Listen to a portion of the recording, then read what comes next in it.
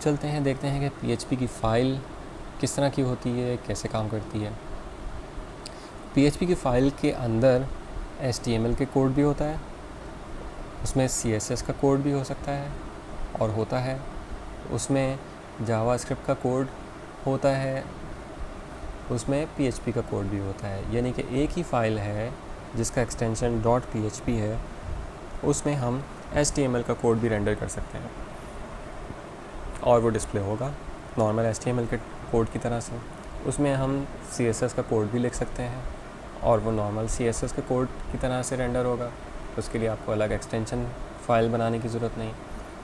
हम जावास्क्रिप्ट का कोड भी लिख सकते हैं और PHP का कोड भी लिख सकते हैं। तो ये मज़ेदार चीज़ है कि आप सारा कोड कंबाइन करके एक PHP फ़ाइल के अंदर ही लिख सकते हैं।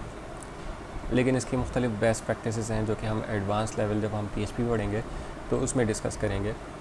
लेकिन अभी फ़िलहाल के लिए ये हमारे लिए जानना काफ़ी है कि हम एक PHP की फ़ाइल के अंदर ये सारे मुख्तलिफ़ तरह के कोड्स लिख सकते हैं और ये ब्राउज़र पे हमारे पास नॉर्मल डिस्प्ले होगा, जिस तरह के नॉर्मल एक HTML फ़ाइल में डिस्प्ले होता है।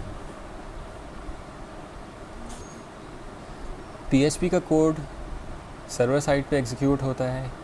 उसका रीज़न ये है कि जिस तरह से हमने पहले डिस्कस किया कि PHP एक सर्वर साइड लैंग्वेज है, यानी कि जो भी रेंडरिंग हो रही होगी, जो भी कोड रन होगा, जो भी कोड एग्जीक्यूट होगा, वो सर्वर साइड पे होगा। सर्वर साइड पे फ़ाइल से कम्युनिकेशन हो रही है या डेटाबेस से कम्युनिकेशन हो रही है, वो सारी सर्वर साइड से हो रही होगी।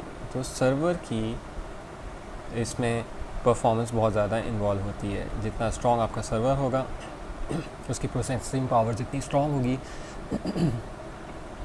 उतनी अच्छी आपकी वेबसाइट परफॉर्म करेगी। PHP का फ़ाइल जो है वो हमारी .php के एक्सटेंशन के साथ बनाई जाती है। तो ये सारे पॉइंट्स थे PHP की फ़ाइल के हवाले से।